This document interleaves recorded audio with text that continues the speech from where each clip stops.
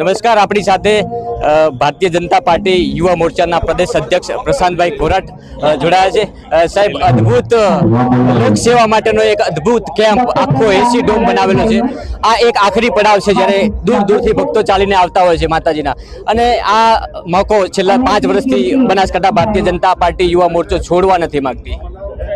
ભારતીય જનતા યુવા મોરચા દ્વારા છેલ્લા 5 વર્ષથી સરસ મજાનો સેવા કેમ્પનું આયોજન કરી રહ્યા છે।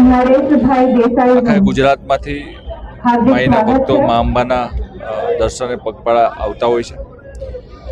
આ છેલ્લો પડાવ છે ત્યારે એમને સારામાં સારી સુવિધા મળે, દર વર્ષે નવું કંઈક ને કંઈક ઉમેરીને સરસ મજાનો કેમ્પ બનાસકાંઠા જિલ્લા યુવા મોરચાના અમારા અધ્યક્ષ ભાઈ શ્રી સાગરભાઈ, અમારા પ્રદેશના ઉપાધ્યક્ષ ભાઈ શ્રી નરેશભાઈના નેતૃત્વમાં ખૂબ સરસ મજાનો કેમ્પ બનાસકાંઠા જિલ્લા યુવા મોરચાના કાર્યકર્તા કરે છે। અમારી સાથે માતાજીના ઉપાસક સંજયભાઈ, ડૉક્ટર સંજયભાઈ દેસાઈ જોડાયા છે। સાહેબ, શું કહેશું, આ લાવો બનાસકાંઠાની ધરતી એક કહી શકાય કે સનાતન ધર્મનો અહીંથી જયકારો છેલ્લા કેટલાય સમયથી ઉજાગર થઈ રહ્યો છે। એમાં પાવન પગલાં માં ભગવતીના જ્યારે સદાય બધાના ઉપર વરસતા રહે। આપ તો માતાજીના ઉપાસક છો, લાખો લોકો અહીંયા માતાજીની આસ્થા સાથે અહીંયા પહોંચે છે। પહેલાં તો સૌને જય અંબે। ભાદરવી પૂનમ એટલે સમગ્ર ભારત વર્ષમાં સૌથી મોટો મેળો અહીંયા થતો હોય છે। ભારતીય જનતા યુવા મોરચાના કાર્યકર્તાઓ દ્વારા આ સતત 5મા વર્ષે આ મેડિકલ કેમ્પ અને સેવા કેમ્પ યોજાઈ રહ્યો છે। હું સાચા અર્થમાં ભારતીય જનતા પાર્ટીના સૌ યુવા મોરચાના જિલ્લાના અને પ્રદેશના કાર્યકર્તાઓને અભિનંદન આપું છું। અને એમ પણ ભારતીય જનતા પાર્ટીનું સંગઠન એ સેવા અને સમર્પણના ભાવ સાથે જોડાયેલું સંગઠન છે।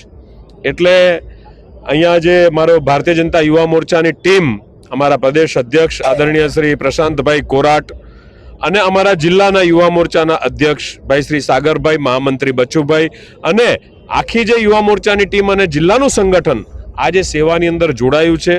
કેટલાય ભાવિક ભક્તો જે દૂર દૂરથી ચાલીને આવતા હોય ત્યારે ક્યાંક ને ક્યાંક શારીરિક તકલીફો ઊભી થતી હોય, જોડે જોડે ભોજનની વ્યવસ્થા છે, ડાયરાની વ્યવસ્થા છે, એટલે મનોરંજન અને માતાજીના ગરબા ગાતા ગાતા આ એમની યાત્રા સુખી રૂપે રીતે પૂર્ણ થાય એવી આપણે મા જગદંબાને પ્રાર્થના કરીએ। અને ખાસ કરીને મારી આ બનાસ તકની જે ન્યૂઝ ચેનલ છે, તમે પણ જે સતત આ આખું છેક હું જોતો આવ્યો છું, જ્યાંથી કેમ્પ ચાલુ થયા છે છેક અંબાજીના ભાદરવી પૂનમ પૂર્ણ થાય એ મેળો ત્યાં સુધી તમે પણ જે એક સેવા આપી રહ્યા છો અને લોકોની વાતો, પ્રજાની વાતો સમક્ષ લોકો સુધી લઈ જઈ રહ્યા છો, બદલ આપને પણ ખૂબ ખૂબ અભિનંદન આપું છું। સાહેબ, આભાર સાથે વાત કરીશ કે માતાજી અમને પણ એટલી શક્તિ આપે કે ધાર્મિકતાને અને સનાતન ધર્મને ઉજાગર કરવાનો અમને જે મોકો મળ્યો છે ને એ મોકો અમે છોડવા માંગતા નથી।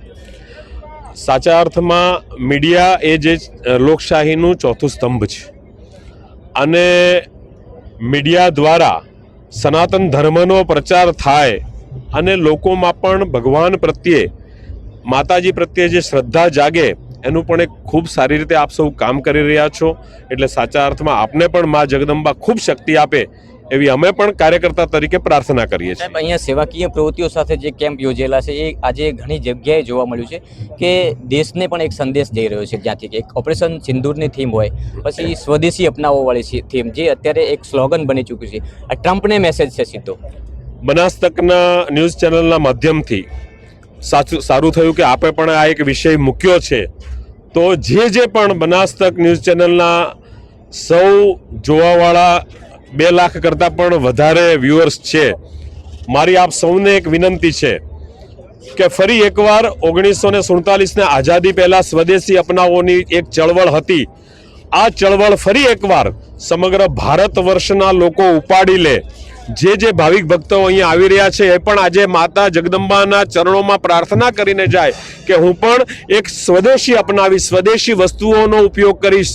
ખાસ કરીને મોદી સાહેબે જે કીધું છે કે આપણા દેશમાં બનેલી કોઈ પણ વસ્તુ કે જેમાં આપણા જ ભારતીયનો પરસેવો પડ્યો હોય એવી દરેક વસ્તુ સ્વદેશી છે। એટલે આપણે સૌ આ બનાસ તક ચેનલના માધ્યમથી હું સૌને આહવાન કરું છું કે આવો મિત્રો આપણે સ્વદેશી અપનાવીએ। આભાર સાહેબ, અમારી સાથે જોડાવા બદલ। સદાય તમારા આશીર્વાદ અમારી ઉપર વરસતા રહે। ને મા ભગવતી સદાય કૃપાએ માય બધાય લોકો ઉપર વરસતી રહે, એમની કૃપા એવી આસ્થા સાથે. જય માતાજી, જય અંબે.